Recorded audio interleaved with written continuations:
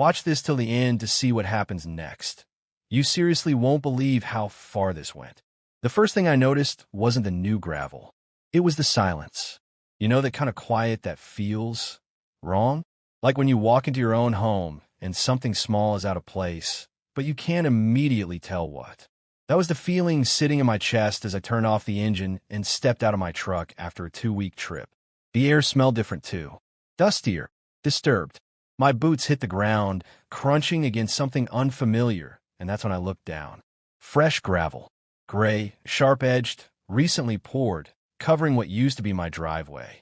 I frowned, slowly scanning the path that stretched from the main road all the way up to my house, or what used to be my driveway, because now there were tire marks, multiple sets, deep grooves pressed into the new gravel, like this path had seen more traffic in 2 weeks than it had in the last 10 years. What the hell? I muttered under my breath. I started walking. Each step felt heavier than the last, my eyes catching details that didn't belong. Wooden stakes along the edges, bright orange tape tied between them, little plastic flags marking boundaries like someone had surveyed the place. Surveyed my place. Halfway up the drive, I stopped. There was a sign, a clean, professionally printed sign, mounted on a metal post driven straight into the ground like it had every right to be there. Private Community Access Road. HOA maintained. I stared at it, reading it again and again. My fingers curled into fists. HOA? What HOA? I don't live in a neighborhood. I live on land my grandfather bought decades ago. 50 acres of quiet, open space with one single road leading in and out. The very road I was standing on. And someone had just claimed it. I let out a sharp laugh, but there was no humor in it. Just disbelief. The kind that quickly turns into something darker. Okay, I said to no one. Okay, this is some kind of mistake. It had to be. Maybe the county did something. Maybe a contractor screwed up. Maybe. The sound of an engine cut through my thoughts. I turned. A white SUV was coming down the driveway. Fast. Too fast. Gravel kicked up behind it as it approached, and I instinctively stepped off to the side. The vehicle didn't slow down. Not even a little. It blew past me like I wasn't even there. Didn't wave. Didn't hesitate. Just used my driveway like it belonged to them. I stood there, stunned, watching it disappear down toward the main road. What would you do? I asked aloud, shaking my head. You come home, and suddenly strangers are just using your property like it's public? Because that's exactly what it felt like. Public. I turned back toward the house, my jaw tight, and kept walking. The closer I got, the worse it felt. More tire tracks. Footprints. Signs that people had been here. Not just passing through, but stopping. Lingering. My porch light was off, but there was a faint scuff mark near the front door like someone had leaned something against it. Or tried to open it. My pulse quickened. I moved faster, reaching into my pocket for my keys, my eyes scanning every corner, every window. Nothing looked broken. Nothing looked forced. But something was definitely wrong. I unlocked the door and stepped inside. The familiar smell of home hit me instantly, wood coffee, a hint of old books. It should have been comforting. It wasn't, because even inside, there were signs. A chair slightly out of place. A coaster missing from a table. Small things. Easy to overlook. Unless you knew. And I knew. Someone had been here. Okay, I whispered, setting my bag down slowly. Okay, think. I walked through each room, checking everything. Nothing stolen. Nothing damaged. But that almost made it worse. Because it meant whoever came in wasn't there to take something. They were there for something else. Or maybe they just didn't think it mattered. That thought sent a chill down my spine. Didn't think it mattered. Like this place wasn't mine. I stepped back outside, pulling my phone out and opening my emails. That's when I saw it. Buried between spam and promotions was a subject line that made my stomach drop. Notice of property reclassification. Final. Final? My thumb hovered over the screen for a second before I tapped it open. The message was long. Legal language. Dense paragraphs. The kind you have to read twice to even begin to understand. But the key points hit hard. According to the document, a local homeowners association had expanded its boundaries. And somehow, my property had been included. Not just included, reclassified. The driveway, my driveway, was now designated as a shared community access road, maintained by the HOA, accessible to all members. My vision blurred for a second as I scrolled. There was more, much more. Fees, regulations, compliance requirements, and then the line that made my chest tighten. Failure to comply may result in fines, liens, or further legal action. I let out a slow breath, tried to steady myself. No, I said firmly. No, that's not how this works. You don't just take someone's land. You don't just send an email and suddenly their property belongs to a group they've never even heard of. That's not how reality works, right? Another engine sound pulled me out of my thoughts. I looked up again. This time, it wasn't one vehicle. It was three. A pickup truck, a sedan, and a minivan, lined up like they were on some kind of routine route. They drove past me, one after the other, barely slowing down. The driver in the pickup actually glanced at me and frowned, like I was the one out of place. That look stayed with me long after they were gone, because it wasn't confusion. It was annoyance, like I was standing in the way of something that belonged to them. I clenched my jaw. This is insane. I needed answers. Real ones. Not an email. Not a sign. So I did the only thing that made sense. I got back in my truck and followed the road out. If this HOA existed, I was going to find it. The drive down felt longer than usual. Maybe because every turn, every stretch of gravel felt different now, like it had been taken. When I reached the main road, I turned left.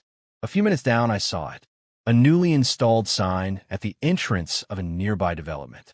Welcome to Cedar Ridge Estates, private community. Cedar Ridge. I'd heard of it. New development. Expensive homes. Gated sections. But it was at least a mile away from my land. Or at least it used to be. I pulled over, staring at the entrance. There was a guard booth. Not staff, but there. And another sign. HOA office. Of course. I let out a dry laugh and followed the arrow. The office was a small building near the center of the development. Clean. Modern. Glass doors, trimmed hedges, everything looking polished and controlled. I parked and stepped out. As I walked toward the entrance, I could feel eyes on me. People passing by. Joggers. Residents. They all looked comfortable. Like everything here was exactly how it should be. That feeling made something in me tighten. Because just a mile away, my world had been turned upside down. I pushed the door open. Inside, the air was cool and smelled faintly of citrus. A woman sat behind the front desk, typing on a computer. She looked up as I approached. "Hi there," she said with a practiced smile. "How can I help you?" I stopped in front of the desk, placing both hands on the counter. "My name is Daniel Hayes," I said, keeping my voice steady.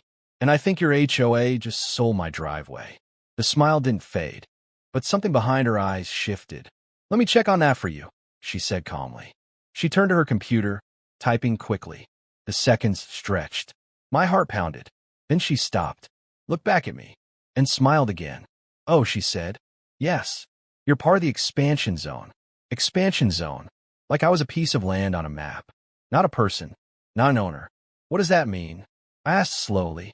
"It means your property has been integrated into Cedar Ridge Estates," she replied smoothly. "Congratulations." "Congratulations." I stared at her. "I didn't agree to anything," I said. Her smile tightened just a fraction. "It was approved by the board," she said. "The board doesn't own my land." There was a pause. A small one, but enough to feel like something shifted in the room. She leaned back slightly, folding her hands. "Well," she said, her tone just a little cooler now, "that depends on how you define ownership." That sentence hung in the air. Heavy. Unsettling. And in that moment, I realized something that made my stomach drop. This wasn't a mistake. This wasn't a misunderstanding. This was intentional. Planned. Executed. And whatever they thought they had done, they were absolutely convinced it was legal. I straightened up slowly, meeting her gaze. "Then I guess we're going to have a problem," I said quietly. Her smile returned, sharper this time. "I'm afraid you already do," she replied. And as I stood there, in that clean, controlled office with people walking outside like nothing was wrong, one question kept echoing in my head. How far were they willing to go to keep what they thought was theirs? Because something told me they had no idea who they were dealing with. And more importantly, they had no idea what I actually owned. I didn't sleep that night. Instead, I sat in my living room with the lights dimmed, staring out the window toward the driveway. Every now and then, headlights would sweep across the gravel, and each time, my chest tightened. Vehicles were still coming and going, even late at night. Not as many as during the day, but enough to confirm one thing. This wasn't random traffic. This was routine, controlled, normalized, like people had already accepted that this road belonged to them. I kept replaying the conversation from the HOA office in my head. Expansion zone, integrated, approved by the board. Those words weren't accidental. They were deliberate, which meant somewhere, someone had made a decision about my property without ever speaking to me. And worse, they expected me to comply. Around midnight, I finally stood up. "All right," I muttered. "Let's see how deep this goes." I grabbed my laptop and started digging. First stop, county property records. I pulled up the official database, entered my parcel number, and waited. The page loaded. My property appeared. Boundary lines, acreage, ownership history. Everything looked normal. Too normal. No mention of any HOA. No mention of easements changing. No legal notes about reclassification. Nothing. I leaned back in my chair, frowning. Then how are they doing this? That's when I noticed something small at the bottom of the record. A recent update timestamp. 2 weeks ago. The exact time I had been away. My eyes narrowed. I clicked the history log. There it was. A submission labeled as a boundary adjustment request. Submitted by Cedar Ridge Estates, HOA. My stomach dropped slightly. Not approved. Not finalized. Just submitted. Which meant one thing. They had initiated something. But it hadn't been legally completed. So why were they acting like it had? I sat there in silence, thinking, and then it hit me. They weren't waiting for approval. They were acting first, creating a reality on the ground and expecting it to become accepted over time. I'd seen tactics like that before in disputes. Occupy, normalize, pressure, make enough people use something, and eventually it starts feeling like it belongs to them. I rubbed my face slowly. "This is bigger than a mistake," I said quietly. I leaned forward again, reopening the HOA email. Scrolling deeper this time. Buried near the bottom was a list of affected parcels. I scanned the list, and then I saw it. My address, not just included, highlighted, categorized under primary access corridor. My heartbeat picked up. Primary access corridor. Not a driveway, not a private road. In their documentation, they had already redefined it, reframed it, given it a new identity, one that benefited them.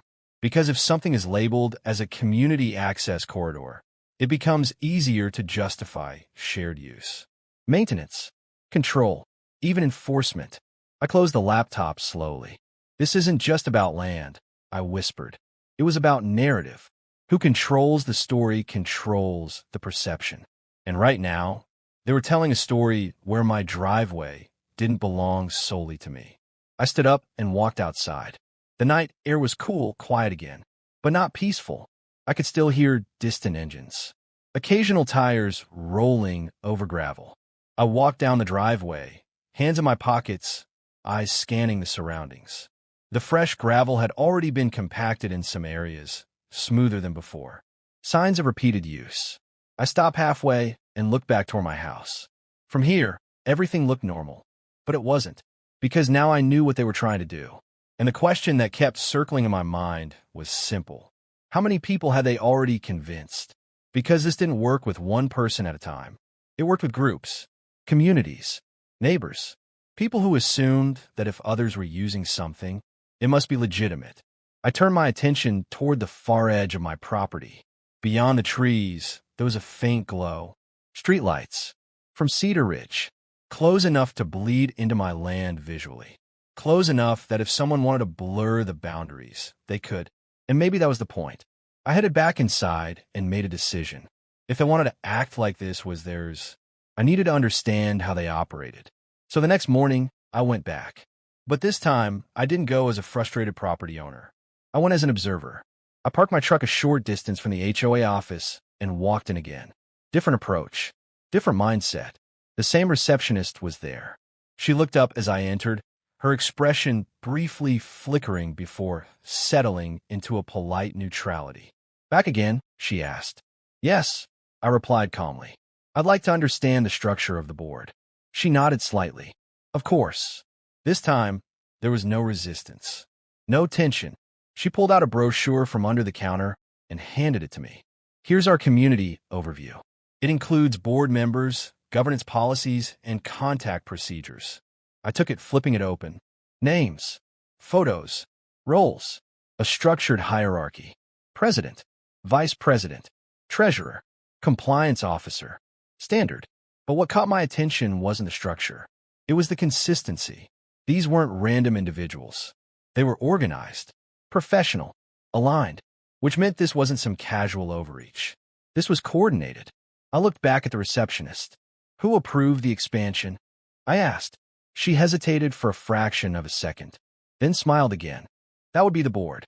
Which members? She glanced at her screen. The executive committee. I nodded slowly. Can I speak with them? They're in a meeting right now, she replied. Of course they are, I muttered under my breath. She pretended not to hear. I stepped aside and sat in one of the chairs in the waiting area. Minutes passed. People came and went. Some stopped to check in. Others signed documents. Everything felt routine, normal, and that's what bothered me most. Because nothing about what they had done to my property was normal.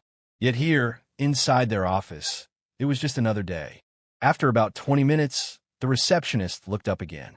You can come back, she said. I followed her down a hallway into a conference room. Inside sat 3 people, middle-aged, confident posture, papers spread across the table. They looked up as I entered, and for a brief moment, the room went quiet. The man at the head of the table leaned back slightly. So, he said, studying me, you're the landowner we've been hearing about. Daniel Hayes, I replied. He nodded. I'm Michael, he said, HOA president. We exchanged brief acknowledgments. No hostility. Not yet, but the air was heavy, measured. You've been using my driveway, I said without wasting time. Michael didn't react immediately. Instead, he glanced at the others, then back at me. It's been designated as a community access route, he replied evenly. By who? I asked. By the board, he said. And who owns the land? There was a pause, a longer one this time. Michael's expression tightened slightly. That's part of what we're here to clarify, he said. I tilted my head.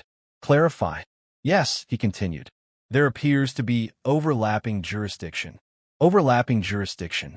That phrase hit differently, because it sounded official, intentional, not accidental, which meant they had lawyers involved, or at least legal framing. I crossed my arms. There's no overlap, I said firmly. That land is mine. One of the other board members shifted in their seat. Michael held my gaze. We've been maintaining and utilizing the corridor as part of community access, he said. At this point, many residents rely on it. Residents rely on it. I repeated slowly. Yes. I nodded once. And you think that creates ownership? Another pause. This one lingered longer. Because the answer wasn't simple. Or at least, not to them. We think, Michael said carefully, that continued use establishes practical control. Practical control. That phrase echoed in my mind. Not legal ownership. Not documented rights. Practical control. That's when I realized something important. They weren't just claiming land. They were building a case. One that depended on time, usage, acceptance. And the longer this went unchallenged, the stronger their argument would become. I exhaled slowly. Then we're going to have a problem, I said quietly. Michael didn't look surprised. In fact, he almost seemed prepared. Mr. Hayes, he said, leaning forward slightly. We anticipated this conversation. That statement made my stomach tighten. Did you now? He nodded, and then he reached into a folder, pulling out a document. A document he placed gently on the table between us. This is where things stand, he said. I looked down at it, and in that moment, I realized the situation had just escalated far beyond what I initially thought. Because whatever was in that folder was their next move. And, judging by the way they were looking at me, they believed it would change everything. I reached for the document, and as my fingers touched the edge of the paper, Michael spoke again. Calm, certain. You might want to read that carefully, he said, because once you understand what's written there, there's no going back. And that's when I knew whatever came next wasn't just a dispute anymore. It was a fight. I didn't touch the document right away. For a few seconds, I just stared at it. That single folder sitting between us felt heavier than anything else in the room. Not because of its size, but because of what it represented. A strategy, a plan, a move they had been waiting to make. Michael leaned back slightly, watching me, his fingers steepled together like someone who believed they were already ahead in the game. "Go ahead," he said calmly. "Take a look." I pulled the document closer and opened it. The first page was clean, formal, labeled with the Cedar Ridge Estates HOA letterhead at the top. Beneath it, a title, Notice of Access Rights Determination and Community Integration Agreement. My eyes scanned the first paragraph. It was written in legal language, but the intent was clear enough. They were asserting that the access road running through my property had been historically used as a shared passage by surrounding parcels. Based on that usage, they were claiming a right to designate it as part of their internal infrastructure. My jaw tightened slightly as I read further. There were references to long-term implied easement, community reliance, and functional necessity. They had built their argument around use rather than ownership, around behavior rather than title. I looked up briefly. "You're claiming implied easement?" I asked. Michael nodded once. "That's correct. And you think that overrides recorded ownership?" "We think," he said carefully, "that consistent, unrestricted use over time establishes rights that must be acknowledged." I let out a quiet breath through my nose and looked back down at the paper. They weren't just improvising. They had framed this like a legal case. Structured, intentional, supported by terminology designed to sound legitimate. But something didn't sit right. I flipped to the next page. Maps, annotated diagrams showing boundary lines. My property outlined in faint red. The driveway highlighted in a separate color, labeled as Access Corridor A. There were arrows pointing from multiple surrounding parcels converging onto that line, as if they were all dependent on it, as if it had always been meant to serve them. I felt a flicker of irritation rise in my chest, because I knew the truth. That road had existed long before those homes were built, long before Cedar Ridge Estates even broke ground. It was carved into the land decades ago for private use, for my family, for access to our own home, not as a shared artery for an expanding development. I closed the document slowly and placed it back on the table. "You've redrawn my property on paper," I said, looking at Michael. "That doesn't make it real." Michael didn't react immediately. Instead, he studied me, not with hostility, with calculation. "We're not here to argue emotions," he replied. "We're presenting what the data shows." "Data?" I echoed. "Yes. Usage patterns, traffic volume, maintenance activity, resident reliance." He gestured slightly toward the document. "All of that supports our position." I shook my head. "So, you tracked how often people use my driveway and decided that meant you could claim it?" "We observed consistent patterns," he said. "Patterns that indicate shared dependency." "Dependency," I repeated quietly. That word stuck with me, because dependency implies necessity. And necessity, in their framework, was the justification. I leaned forward slightly, placing my hands on the table. "Let me ask you something," I said. Michael nodded. "Did anyone ever ask me for permission?" There was a pause, a subtle one, but it told me everything I needed to know. "No formal request was submitted directly to you," he admitted. I held his gaze. "So you build a case around something that was never agreed to by the actual owner." Michael didn't respond right away. One of the other board members shifted uncomfortably in their seat. "We followed established procedures," Michael said after a moment. "Established by who?" "The board and our legal advisors." I nodded slowly. "Convenient." The room went quiet again. But this time, the silence felt different. Tense. Because now the conversation had moved past explanations. We were getting closer to the core issue. Authority, control, legitimacy. Michael leaned forward slightly. "Mr. Hayes," he said, his tone still controlled but firmer now. "Our intent is not to create conflict. We're trying to integrate your property into a functioning system that benefits the broader community." "By taking control of it," I replied. "By optimizing access," he corrected. I let out a short laugh, shaking my head. You really believe that? He didn't deny it, which told me something important. They weren't acting out of confusion. They genuinely believed their approach was justified.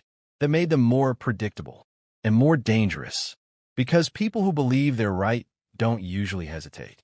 I stood up slowly. Let's make one thing clear, I said. All eyes in the room shifted to me. That road is mine. Not shared, not implied, not integrated. Mine. Michael's expression hardened slightly. Ownership is not always absolute in these situations, he replied. It is when it's legally documented, I said.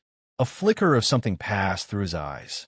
Annoyance, maybe even a hint of concern, because now the conversation was moving towards something they couldn't easily dismiss. Documentation, proof, reality. I continued. You've been operating under the assumption that continued use gives you leverage.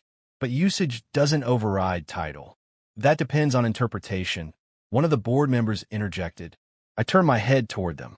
No, I said firmly. It depends on law. The room fell silent again. This time, no one responded immediately, because that distinction mattered. Michael exhaled slowly. Even if your claim is valid, he said, choosing his words carefully, challenging this will take time. In the meantime, the community will continue to rely on that access. That's not my problem, I replied. Another pause, longer this time, because that answer wasn't what they wanted to hear. Michael's posture shifted slightly. And if access is restricted, he said, his tone now more direct, it will impact dozens of households. I nodded once. I'm aware. And you're willing to accept that consequence? I met his gaze without hesitation. I'm willing to protect what belongs to me. That statement hung in the air. Heavy. Final. For the first time since I walked into that room, the dynamic shifted. Not dramatically, but noticeably, because now they understood something. I wasn't confused. I wasn't intimidated. And I wasn't going to quietly accept what they were doing. Michael closed the folder slowly. Then I suppose, he said, leaning back again, we'll have to proceed through formal channels. That's exactly what you should have done in the first place, I replied. He gave a small, controlled nod. Understood. I turned toward the door. But before I reached it, he spoke again. Mr. Hayes. I stopped. Yes. He looked at me for a moment, studying me like he was trying to gauge something. Then he said something that stayed with me long after I left the room. This isn't the first time we've handled a situation like this. I turned slightly. Oh, he nodded. And it won't be the last. There was no threat in his tone, no aggression, just certainty. And that's what made it unsettling, because it suggested they had done this before. Successfully. I left the office without another word. But as I stepped back into the sunlight, something inside me had shifted. This wasn't just about correcting a misunderstanding anymore. This was a pattern, a system, a method they believed worked. And now that I had pushed back, I had become a variable they had to respond to. I walked back toward my truck, my mind racing. If they had done this before, then there were likely others. Other properties, other owners, other situations where they had tested these boundaries. And if no one had challenged them properly, they might have already built momentum. Momentum that relied on people staying silent, complying, avoiding conflict. But I wasn't going to be one of those people. I started the engine and pulled out of the parking lot. As I drove back toward my property, one question kept repeating in my head. If they believed their position was strong enough to stand on, why had they been so prepared to show me that document? It wasn't just a defense. It was a warning, which meant they expected resistance. Or worse, they expected escalation. And that's when I noticed something as I approached my driveway again. A vehicle parked near the entrance. Engine running, hazards blinking, waiting, and sitting inside was someone I hadn't seen before. Watching, waiting, as if they had been sent there for a reason. And the moment I slowed down, they looked directly at me. Not casually, not briefly, but intentionally, like they had been expecting me to return. I felt my grip tighten on the steering wheel, because whatever was happening now was no longer contained to meetings and documents. It had moved out here, onto my land, and whatever they were planning next was about to begin in a way I couldn't ignore. Not anymore. And as I stepped out of the truck and the engine of that parked vehicle suddenly turned off, I realized something that made my pulse rise. They weren't just observing anymore. They were making their next move. And I was standing right in the middle of it. The moment I stepped out of my truck and saw that vehicle sitting at the edge of my driveway, something in my chest tightened. It wasn't just the presence of the car. It was the intent behind it. The engine shut off slowly as I approached on foot, gravel crunching beneath my boots. The driver remained inside for a few seconds, not moving, not acknowledging me, just waiting. I stopped a few feet away, hands at my sides. The window rolled down. A man inside, late 30s, clean appearance, neutral expression, looked up at me. "Mr. Hayes?" he asked. "That's me," I replied. He nodded once, as if confirming something. "I'm here on behalf of Cedar Ridge Estates HOA," he said calmly. "We've been instructed to monitor access flow during peak hours." "Monitor access flow." I let out a slow breath. "Monitor," I repeated. "Yes," he said. "We're documenting usage patterns." I tilted my head slightly. "On my property?" He didn't respond immediately. That silence told me enough. "Step out of the vehicle," I said. He hesitated. For the first time, his composure shifted slightly. "I'm not authorized to interfere," he replied. "Then you won't mind stepping out?" I said again, my tone steady. After a brief pause, he opened the door and stepped onto the gravel. We stood facing each other now, just a few feet apart. "I'm going to make this simple," I said. "You are parked on private property without permission." He adjusted his stance. "We have access rights," he replied. "No," I said firmly. "You have assumptions." That word hit differently. He didn't respond right away. Instead, he reached into his pocket and pulled out a small tablet. "Actually," he said, turning it toward me, "we've been logging vehicle movement for the past several days." On the screen were graphs, charts, counts, times of day. My eyes scanned it quickly. They had been tracking traffic, quantifying usage, turning movement into data points. "This is how we determine necessity," he added. I looked back at him. "You've been building a case." "Yes," he admitted. I nodded slowly. "Then you already know where this is going." He frowned slightly. "Sir," I pointed toward the driveway. "You're documenting usage," I said. "I'm documenting ownership." That's when I reached into my truck and pulled out a folder of my own. Property deeds, survey records, historical documents, original purchase agreements dating back decades. I held it up. "This road existed long before your development," I said. "And it was never transferred, never sold, never reclassified legally." He glanced at the folder, his expression tightening just a fraction. "We'll need to verify that," he said. "You will," I replied, "through proper legal channels." Another pause. This one longer, because the dynamic had shifted again. We were no longer discussing opinions. We were now talking about competing claims backed by evidence. He looked back toward his vehicle. "I'm going to report this," he said. "Go ahead," I replied. He hesitated for a moment, then returned to the car and drove off slowly, leaving behind the same quiet gravel path that now felt different than it had just hours earlier. I stood there watching him disappear down the road. Then I turned and walked back toward my house, because something inside me had already decided what needed to happen next. This wasn't going to be resolved with conversations alone. They had already built a system around their belief. Now it was time to dismantle it properly. Over the next few days, things escalated, but not in the way they expected. I contacted a property attorney. Not just any attorney, but someone experienced in land disputes and easement law.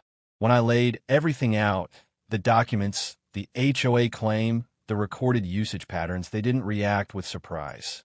They reacted with recognition. "This happens more often than people think," the attorney said, leaning back in their chair. "But it only holds if the property owner doesn't push back." That was the key. Push back. Not emotionally. Legally. Methodically. Within days, formal notices were drafted. Cease and desist.